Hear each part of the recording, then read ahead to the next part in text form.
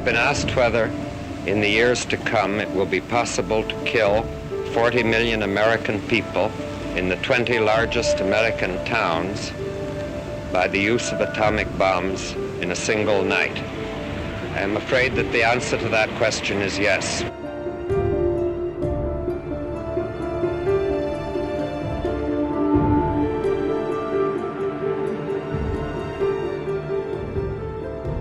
Would the world be better off if we had never understood how to split atoms? Yes, of course it would. But is it possible to go back and rewind that tape? And the answer is no, it's not.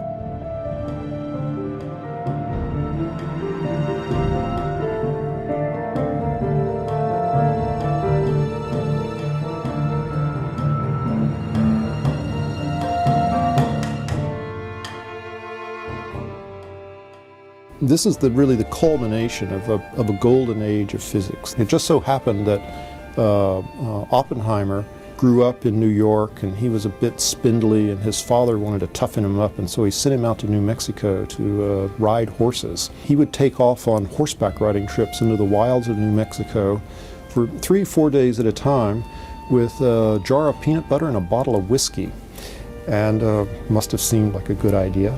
So he knew this spot, and he knew how remote it was, and that is why Los Alamos today is where it is.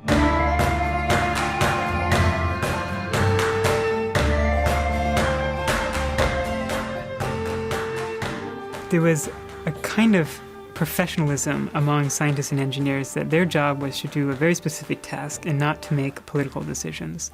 And with the dropping of the bomb, many of the scientists realized that there are moral consequences to their work.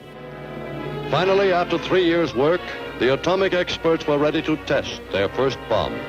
In the control shack was Dr. J.R. Oppenheimer. The automatic controls got it now. Rob, this time the stakes are really high. It's going to work all right, Robert, and I'm sure we'll never be sorry for it. Well, in 40 seconds we'll know. Minus 30 seconds. Now!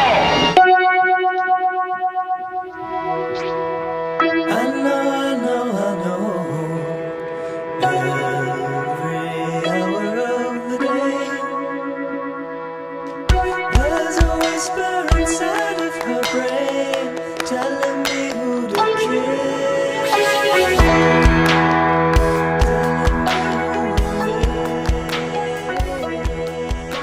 The actual seeing of what this uniquely destructive force that man was unleashing, and realizing that it was the same old human beings with the same old limited capacities, led him to then become quite philosophical. Few people laughed. Few people cried. I remembered the line from the Hindu scripture, the Bhagavad Gita. Now I am become death, the destroyer of worlds. I suppose we all thought that one way or another.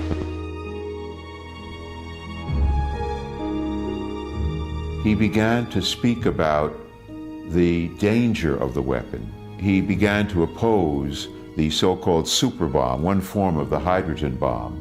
And it was because of his opposition. His security clearance was taken from him and he was humiliated. And then Einstein, a few years later, saying that atomic weapons had changed everything except the way we think.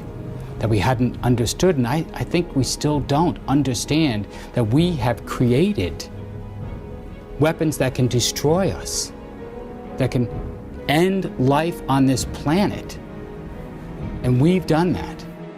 The question will be, do human beings have the vision to address and to cope with, to survive? I think the only hope for our future safety must lie in a collaboration based on confidence and good faith with the other peoples of the world.